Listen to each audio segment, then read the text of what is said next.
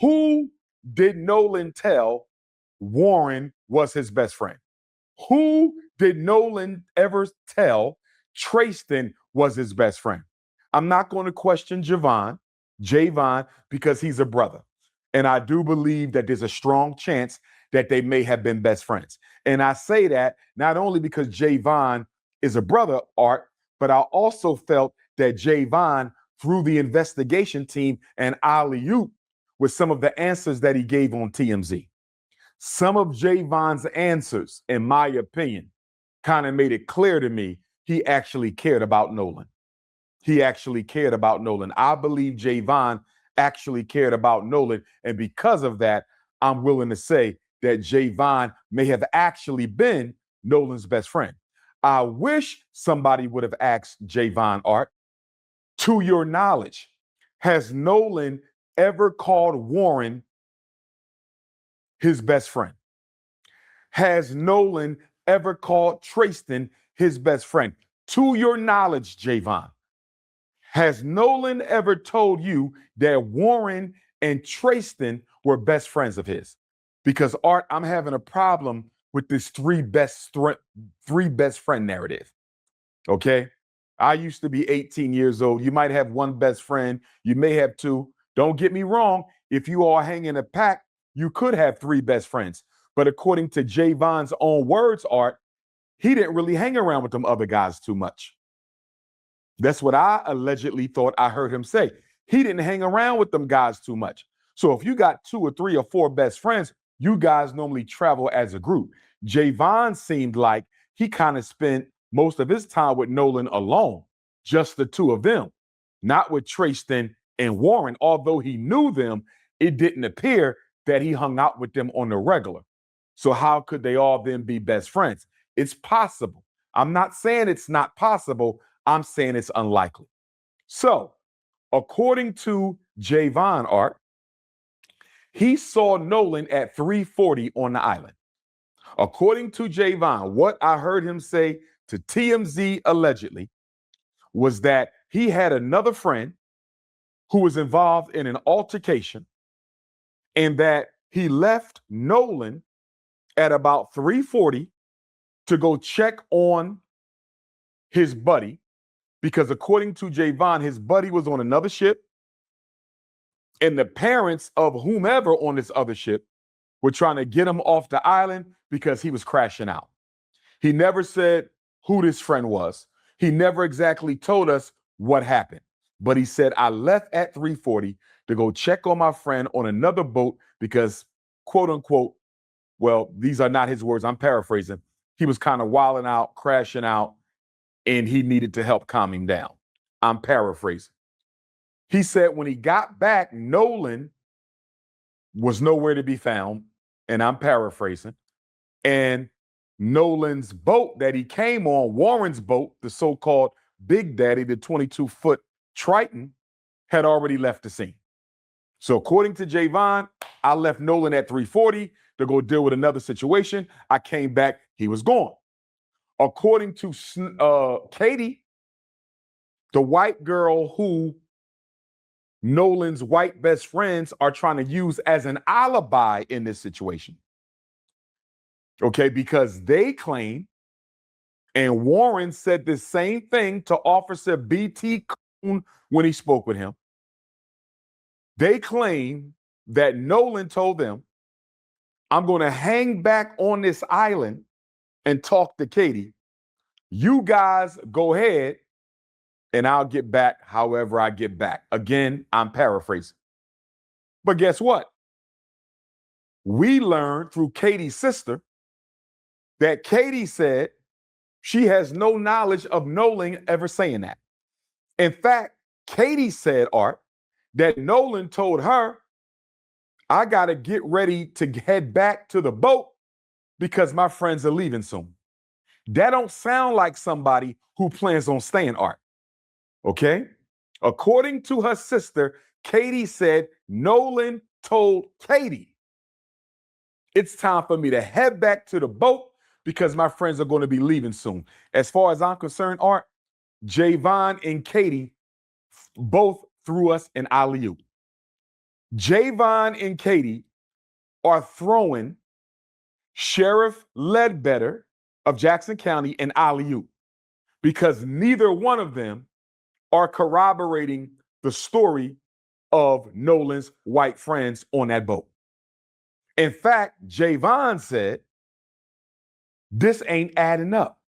Javon said, it's not like Nolan to say, you guys go ahead and leave me on this island and I'm just going to stay back to talk to this girl who I barely know.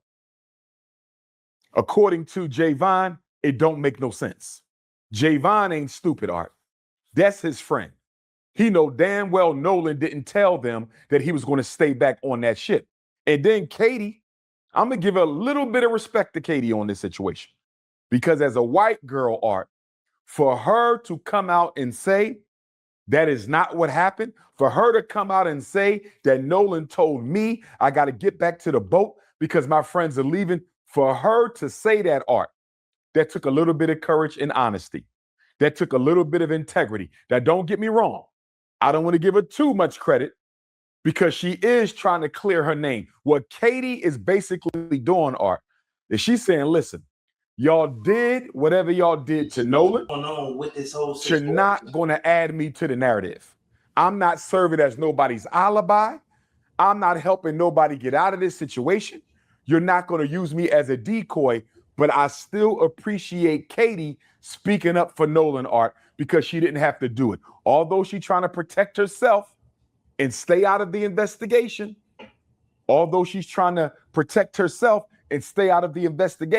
I appreciate Katie for letting the world know Nolan told me I got to head back to the boat because my friends are getting ready to leave.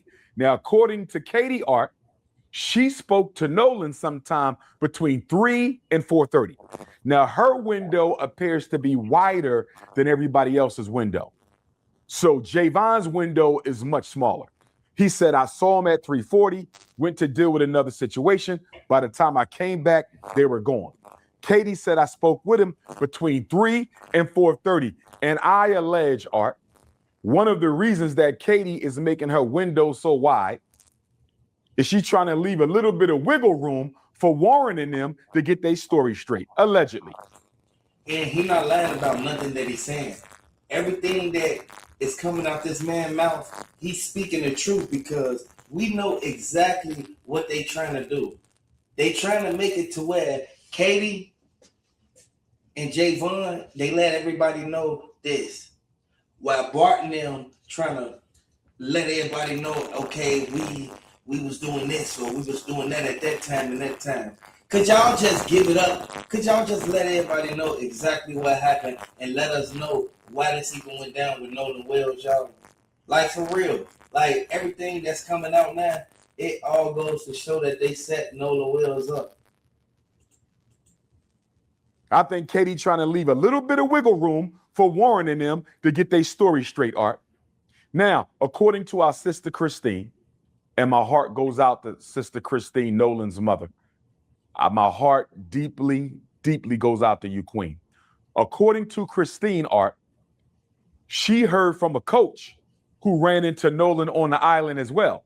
And according to the coach, he spoke to Nolan between 2:30 and 3:30. Man, you see what the coach doing speaking to him between that time. Some is inconsistent and something is off about this whole case. I want to cover this case and I want everybody to know we're going to be giving our personal opinion and we're going to be giving the facts on what the evidence brings. I want y'all to hit the like button and subscribe to the channel so that YouTube can recommend this video. Share this video on Facebook.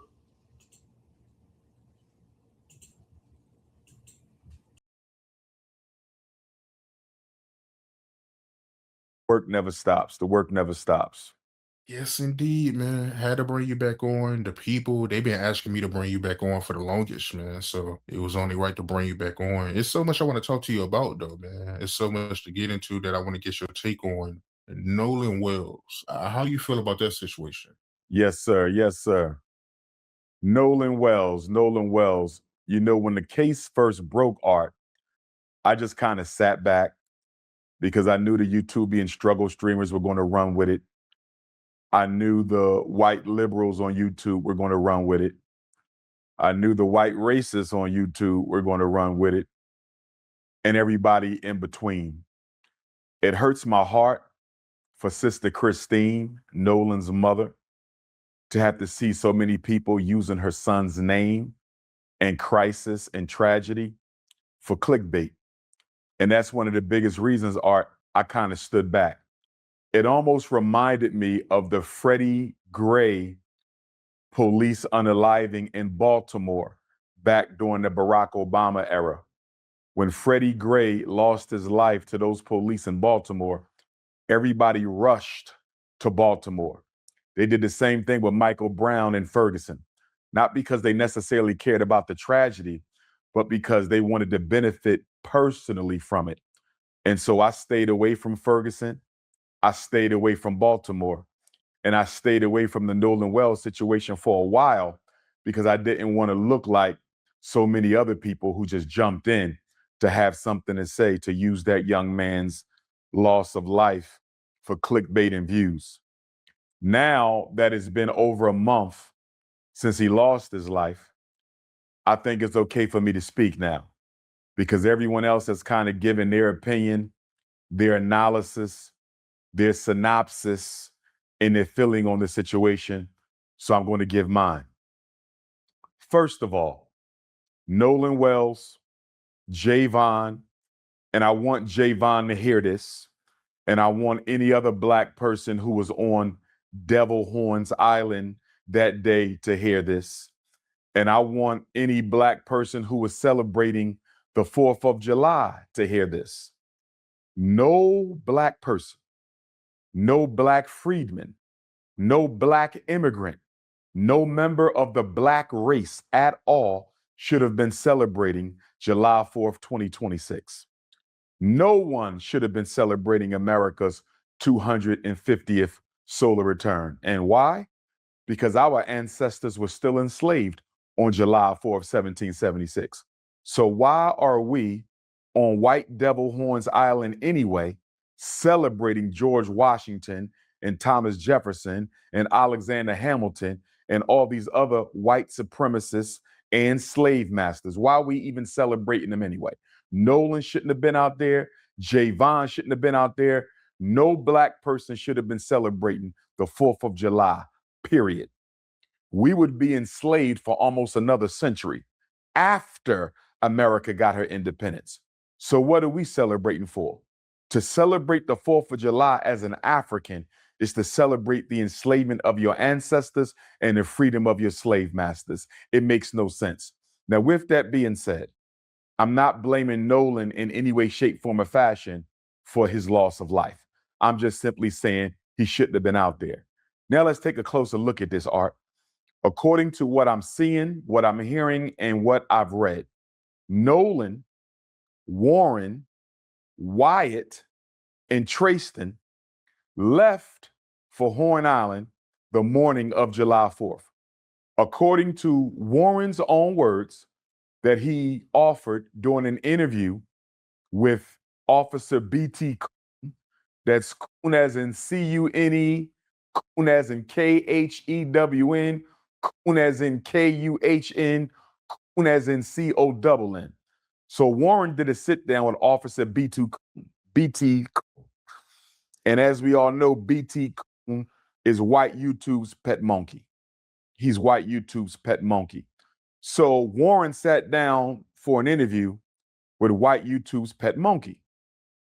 And he said that they left for Horns Island the morning of July the 4th, and that it was approximately 30 of them spread across 3 boats. Approximately 30 youth spread across 3 boats. They all went to Horn Island together. They arrived at approximately 11:30. So they left around 9-ish, 8, 9-ish, whatever the case may be. They left the morning of July 4th. They arrived on White Devil's Horn Island at about 11:30. So 3 boats, 30 youth, they went together. I'm not clear on whether the three boats came back together or not. That's another question that I have, Art. Did they come back together the same way they left together? Because I'm treating all 30 of those white youth and all three of those ships as crime scenes and as suspects. All three ships are potential crime scenes. All three boats are potential crime scenes, and all 30 youth are potential suspects. I don't know why Jackson County Sheriff Ledbetter or Jackson County District Attorney Mulrath, I don't know why they decided to separate the boat that Nolan was on, Warren's boat. I don't know why they separated that boat from the other two for purposes of investigation and analysis, because those three boats operated as a team. And since they went out there as a team, and it hasn't been made clear to me whether or not they came back together as a team, all 30 white youth and all three boats should have been part of this investigation, not just the one boat. That is my first big issue with this case. Who decided to separate the other two boats and the other 20 or so youth? I got a problem with that, Art, because according to the Cajun Navy, they have no GPS information on the other two boats, Art. They have no GPS information on the other two boats. Now let's get into this. According to Warren and Nolan's other so-called white friends, they decided to leave the island around 4:30. So they were roughly on White Devil's Horn Island from 11:30 to 4:30. That is about 5 hours. About 5 hours. Now, one question that has to be asked, Art, why did y'all leave so soon? Because they party on Horn Island all day long. Y'all didn't leave at sunset. Y'all didn't leave at sundown. Y'all left after only being there 5 hours. That's a little suspicious, Art. And I haven't heard anybody ask any of them, why did y'all decide to leave after only being there for 5 hours? Did y'all plan to only be on White Devil's Horn Island for 5 hours? Why did y'all leave at that time? But we'll deal with that later. So then let's listen to Javon, Nolan's other best friend. Now, another problem I got with this whole story, Art, is Nolan allegedly had too many best friends. I'm trying to find out, how does Nolan have so many best friends? And why did all of these so-called best friends leave their best friend on White Devil's Horn Island without his cell phone and keys? I'm trying to figure this out. So Javon claims he's Nolan's best friend. Warren claims he's Nolan's best friend. And Trayston allegedly claims that he's Warren's best friend. So did Warren have three best friends? Excuse me. Did Nolan have three best friends? Did Nolan have 13 best friends? Did Nolan have 30 best friends? Because if Javon is the best friend of Nolan, and if Warren is the best friend of Nolan, and if Trayston is the best friend of Nolan, exactly how many best friends did Nolan have? Are y'all making this up? Welcome to the channel. Hit the like button, subscribe to the channel. Let me know if you're a fan of Nolan Wells. Now, the coach, he made a real bad mistake. And I want to let everybody know, I'm just now jumping on this topic and I'm just now covering this. But I want y'all to hear what they said that the dude did. And it kind of like shocked me, man. It kind of made me look at this as if something not right. Something seemed off. Something seemed strange. You know, like when you go outside and then you see it ain't nobody outside, but then it's quiet everywhere. I want y'all to know this sad what happened to him, but I want y'all to, in the meantime, drop the RIP Nolan Wells. I want y'all to hear what they said, man. Shout out to this content creator, Willie D. Yeah, who is Bart? Bart is the alleged boyfriend of this girl named Katie. Oh, And by him saying Katie, I would like to say they said that Bart was mad that Nolan liked Katie while they was on that island. Was the boyfriend of Katie. Katie allegedly had a thing with or for Nolan. This, people are saying, is the catalyst for the entire confrontation that many believe led to Nolan's demise. The classic fight over a girl. The proverbial fight over a girl. So anyway, fam, check out the coach. Drop your comments and I'll come back with mine. The tragic death of Nolan Wells in Mississippi, and the very public social media link to one of our players, Bart Evanston. At no time since July 4th has we been aware in any way, shape, or form, has it come to our attention that Bart Evanston has been a suspect, ever been a suspect, or currently is a suspect.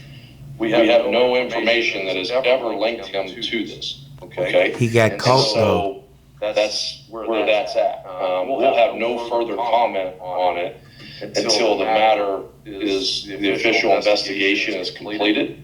Bart doesn't have a defense attorney and never has had a defense attorney.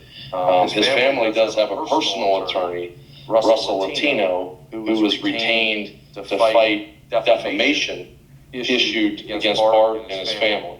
And so any other comment or questions that you want regarding that and Bart would be directed at Mr. Latino.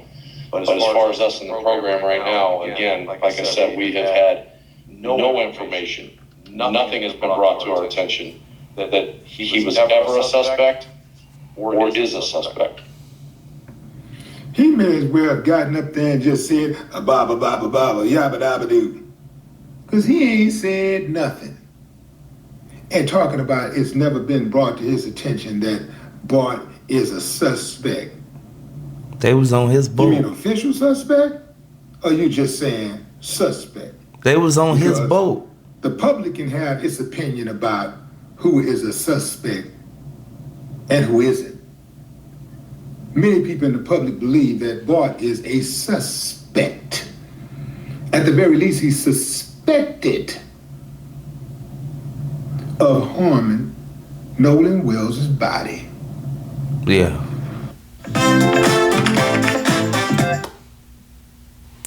And it's crazy. In a situation like this, we know that Nolan Wells' family, they looking at everything as if it shouldn't have never happened. He shouldn't have never went out there with them, regardless of if it was the 4th of July or not.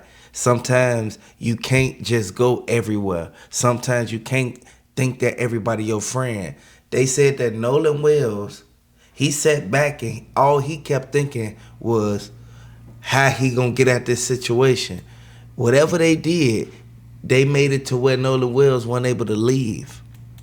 All of this stuff trying to get these lawyers to silence people ain't gonna work.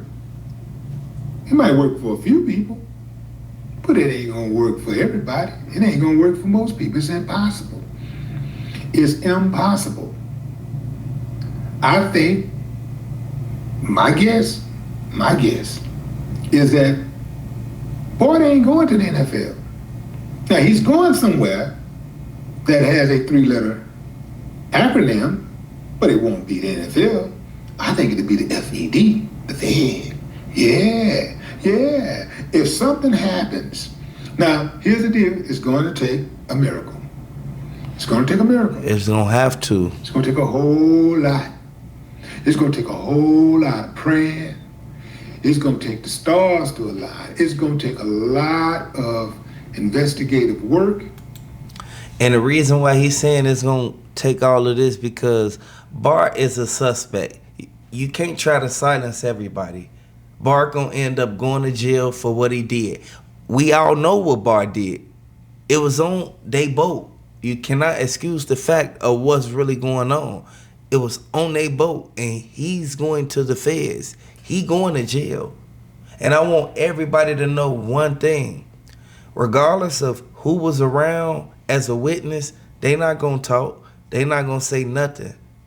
Everything gonna have to be brought upon and brought forth. And everybody gonna really see what really went down. Now, it was a lot of things that Bart and them did wrong in this situation. Y'all should have never moved that car.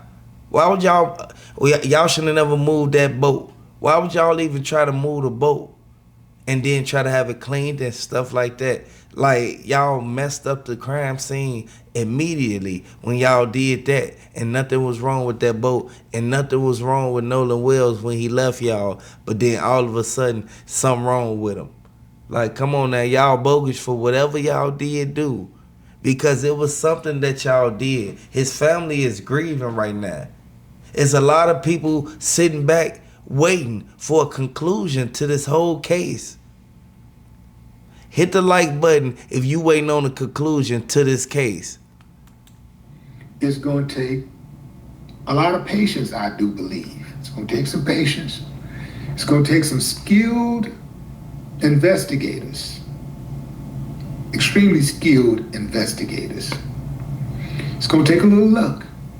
See, the reason why I'm saying it's going to take all of this stuff, fam, when you got all of this, you got this treasure trove of evidence, is because I believe the deck is stacked against Nolan Wells' family.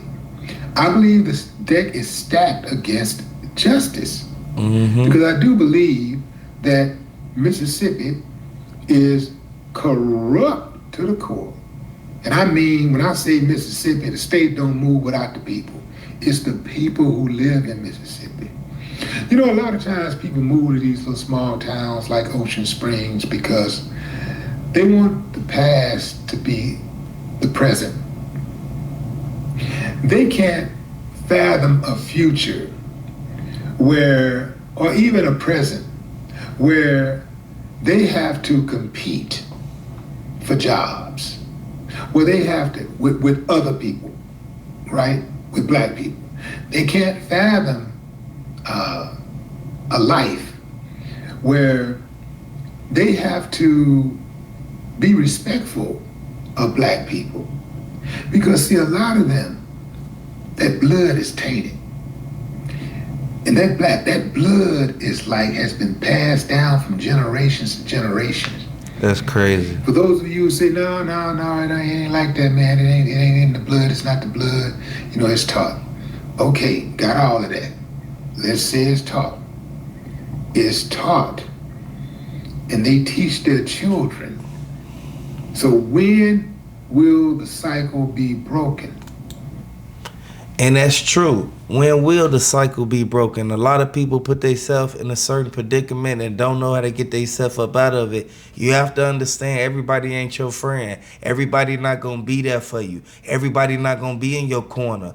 What Bart and them did was they tampered with the crime scene, and they sat there and they took the evidence, which was the cell phone. They deleted something up out of there, and then they end up taking the phone to his parents' house. Like, at the end of the day, we know exactly what went down, and we gonna get justice. And I want everybody to know, hit the like button, subscribe to the channel. Nolan Wells case, the role of witnesses and the search for the truth.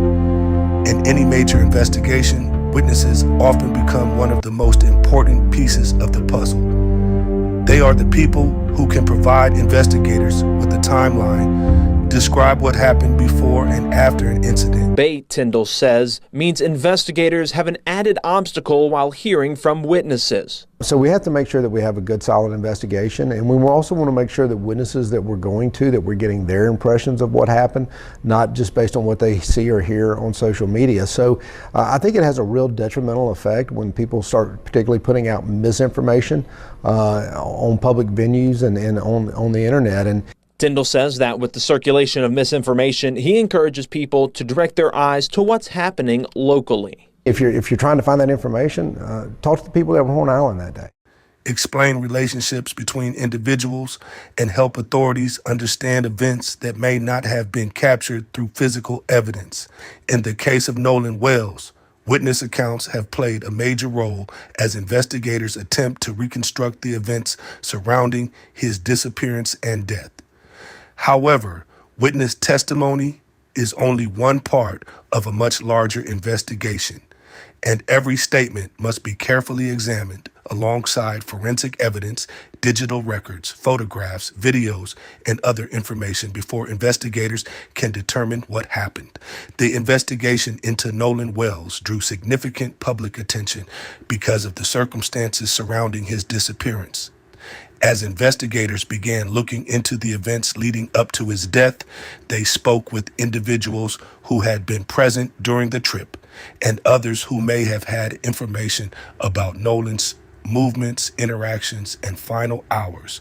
These interviews became a critical part of establishing a timeline and understanding the environment surrounding the tragedy. Witnesses in cases like this often face intense public attention because people want immediate answers. In the age of social media, interviews, rumors, and partial information can spread rapidly, causing certain individuals to become the focus of public discussion before investigators have completed their work. Law enforcement officials, however, must follow a process that relies on evidence rather than online theories. A person being interviewed does not automatically mean they are a suspect, and a person being mentioned publicly does not mean investigators have reached a conclusion about their involvement. One individual who received significant attention was Bart Edmiston Jr., described publicly as a former teammate and friend of Nolan Wells. According to statements from his attorney and family, Bart cooperated with the investigators, provided information, and denied any involvement in Nolan's death. His representatives have stated that he voluntarily participated in the investigation and that online accusations against him have caused serious personal consequences. No public authority has announced that Bart committed a crime or that any statement he provided was false. Understanding witness statements requires recognizing that memories can be complicated. Investigators know that people who experience stressful situations may remember events differently. Factors such as fear, confusion, distance from an event, lighting conditions, distractions, and the passage of time can all influence how someone remembers what happened. A difference between two accounts does not automatically prove that someone is being dishonest. Instead, investigators look for patterns and compare statements against evidence that can independently confirm or challenge what witnesses say. Last time I saw Nolan, I was walking to the boat. This was before the fight. Nolan was walking towards Wyatt's boat. I was walking in the opposite direction towards my boat. And not even 10 minutes after that is when I got into a fight. 4 o'clock, altercation had happened between one of my other friends. So I went and checked on him for about 20 minutes, 20 to 15 minutes. I came back, Nolan's boat and the people that he was with were gone. So the last time I personally laid eyes on Nolan was at like 3 o'clock. We left at 4:30. Nolan was sitting by the boat with that Katie girl, and my buddy yelled for Nolan, get on the boat. We're leaving. But she also mentioned that the last time she saw Nolan was when my buddy was yelling at him to get on the boat. But the last time I saw Nolan... In a case involving multiple people, investigators typically build a timeline by comparing each person's account. They examine questions such as, where was each person located? What time did certain events occur? Who communicated with whom? What actions happened before and after the incident? Were there photographs, videos, phone records, or other forms of documentation that support parts of the testimony? These questions help investigators separate confirmed facts from assumptions. Witnesses may also provide information that seems small but becomes important later. A conversation, a change in someone's behavior, a location detail, or an observation that initially appears insignificant can become meaningful when combined with other evidence. Investigators often collect large amounts of information before determining which details are important to the final explanation of events. The public discussion surrounding the Nolan Wells case also demonstrates the challenges of investigating cases in a digital era. Social media allows information to spread quickly, but it also creates the possibility of misinformation. Online communities often attempt to solve cases by analyzing interviews, photographs, and rumors. While public interest can sometimes bring forward helpful information, speculation can also unfairly affect people who have not been accused or charged with any crime. For families seeking answers, witness cooperation can be extremely important. Investigators rely on people coming forward with information, even if they believe certain details may not matter. A small piece of information from one witness may help confirm another person's account or provide investigators with a new direction. That is why law enforcement agencies often encourage anyone with relevant information, photographs, videos, or memories of an event to contact investigators. At the same time, witnesses have legal rights and responsibilities. They are expected to provide truthful information, but they are also entitled to be treated fairly while an investigation is ongoing. Being interviewed by police does not mean someone is guilty, and being discussed online does not replace evidence. Investigators must determine facts through a careful process that can take time. The Nolan Wells investigation highlights the complicated role witnesses play in criminal investigations. They can provide important pieces of information, but their statements must be evaluated carefully. The strongest investigations are built by combining witness accounts with scientific evidence and objective facts. A complete understanding of what happened requires patience and a commitment to evidence rather than assumptions.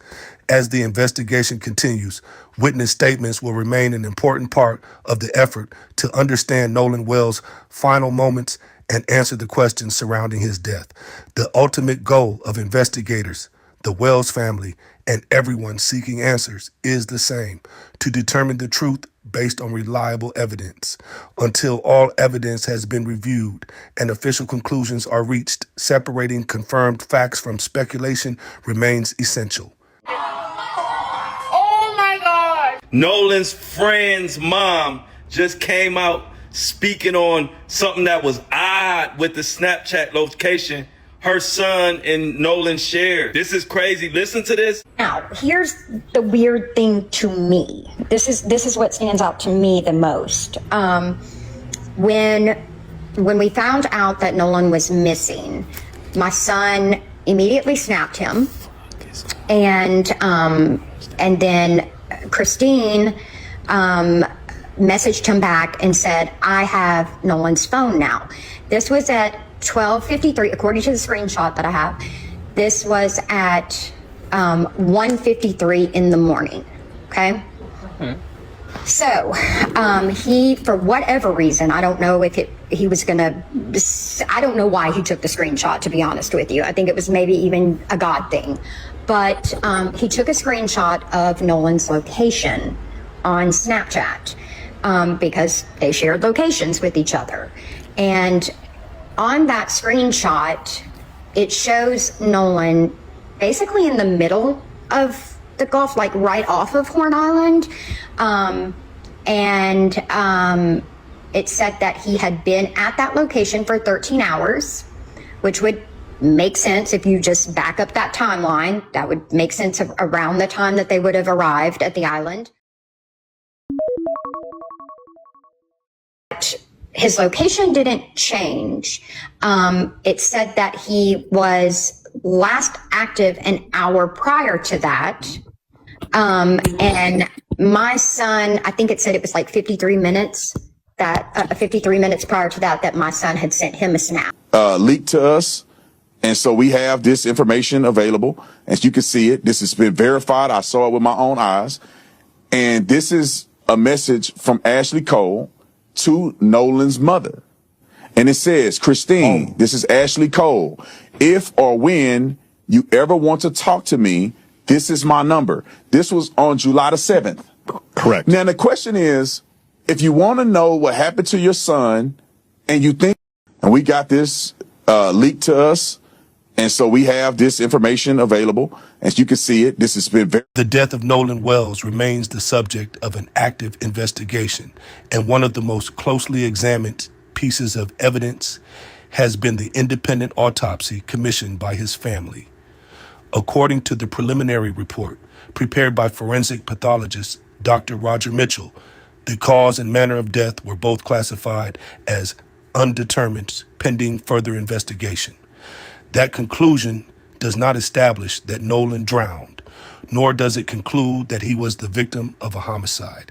Instead, it reflects that the available forensic evidence was insufficient to reach a definitive medical conclusion. The report explains that the examination was significantly limited because Nolan's body had undergone advanced decomposition before the independent autopsy could be performed, making it more difficult to evaluate certain injuries or findings that might otherwise have been visible.